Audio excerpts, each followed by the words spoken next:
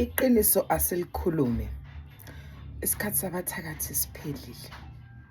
Isikhathi sabathakathi siphelile, and when you will feel ukuthi umthakathi has a power over you uma ungamazi uNkulunkulu. I don't want to lie. If you don't pray enough, if you don't read your Bible enough, vele you'll feel that umthakathi unamandla over wena. Yes, abathakathi siyababona bakwethu bayayindizela ebusuku bayenza zonke lezi zinto zabo. But nayo into ekumele ukuthi siyikhanyise kuwona lo nyaka. A lot of families have discovered abathakathi abaphakathi nekhaya. Abantu who thought they were wearing mask. Abantu bebecabanga ukuthi bona they will never be uncovered or discovered. But the mask is down. Imask iyehlile, umuntu uvela ngokuphelele ke manje ukuthi uyena obhizi ohlukumeza ikhaya, uyena obhizi owenzani othakathayo. Moving right along, if you know the word of God, if uyamazi uNkulunkulu wakho, ngeke umsabe umthakathi. Why ngisho kanjalo? Kunalabathakathi laba baqabanga ukuthi balayitile or bahlakaniphile. When someone throws you nge-lightning, ngoba kuthiwa kunaleli izulu elithengiswayo akushange lightning ayenze lama spells wakhe, that is artificial. That is artificial lightning. And mangithi artificial, lo engimkhonzayo, lo engimsevayo uyilightning uqobo lwakhe. Uyilightning uqobo lwakhe. So imagine if umthakathi will throw lightning at you with the ignorance. So when they are throwing this lightning at you, ekhanda lakho uqabanga ukuthi angazi. So clearly this person is operating from an ignorance perspective. Ignorant loyo muntu loyo.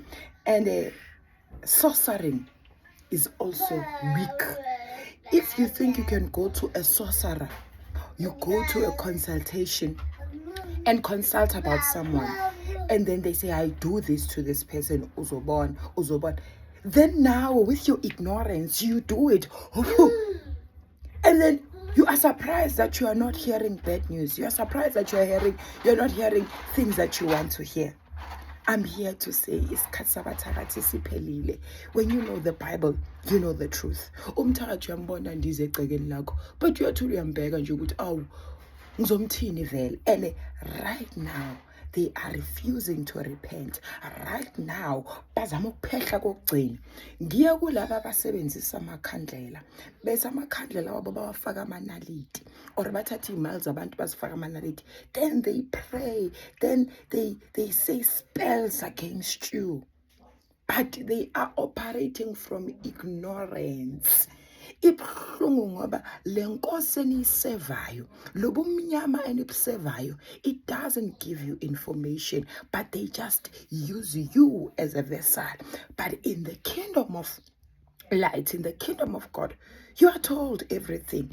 Yonke into uNkulunkulu meke kwambulela yona, ukwambulela yona echazela, yike into zakhe zingasamafasifasi.